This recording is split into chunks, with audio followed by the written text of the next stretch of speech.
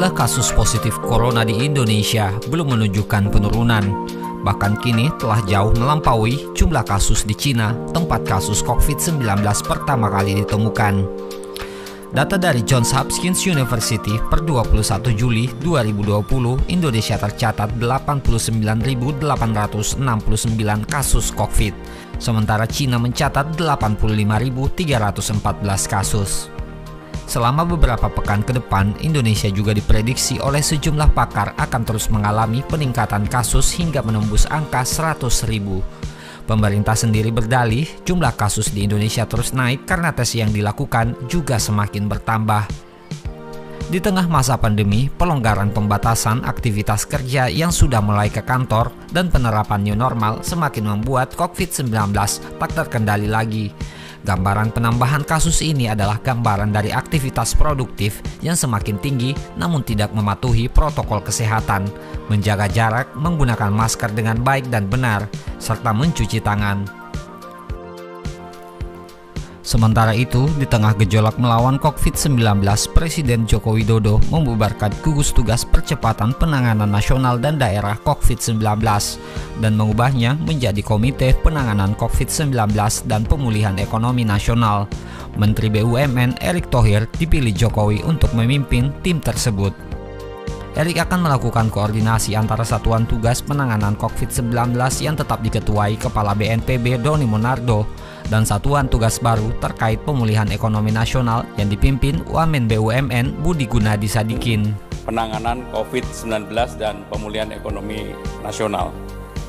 Di bawah Presiden ada komite kebijakan yang terdiri dari Menko Perekonomian sebagai ketua komite, jadi Menko Perekonomian sebagai ketua komite, kemudian ada 6 wakil ketua komite, ada Menko Maritim Investasi, Menko Polhukam, Menko PMK, Menteri Keuangan, Menteri Kesehatan, dan Menteri Dalam Negeri.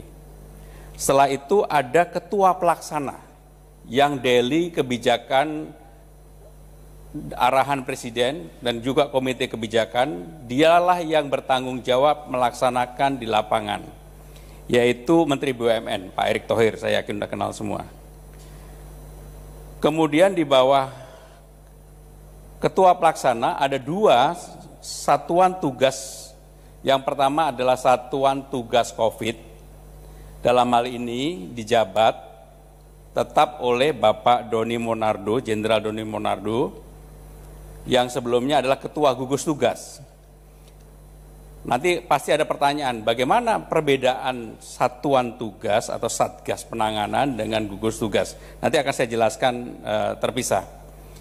Kemudian ada Satgas Pemulihan dan Transformasi Ekonomi Nasional, yaitu Bapak Budi Gunadi Sadikin, benar?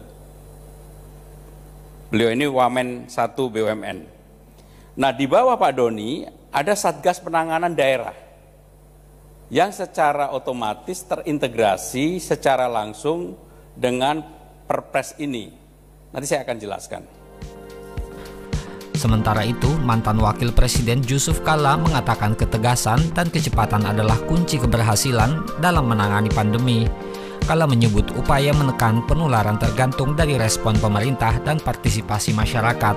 Dia memberi contoh Korea Selatan, Taiwan, China, Vietnam, dan Selandia Baru sebagai negara yang telah berhasil, sedangkan Amerika Serikat dan India contoh gagal menangani corona. Kalla juga mengibaratkan dengan kebakaran hutan, selalu lebih mudah mengatasi pandemi ketika belum menyebar. Namun kini, ketika skalanya sudah besar, diperlukan kebersamaan dan kedisiplinan seluruh pihak. Bagaimana pendapat Anda? Jangan lupa subscribe channel Media Sulsel, like, share, dan komentar jika ada yang ingin ditambahkan. Terima kasih, tetap jaga kesehatan, sampai jumpa.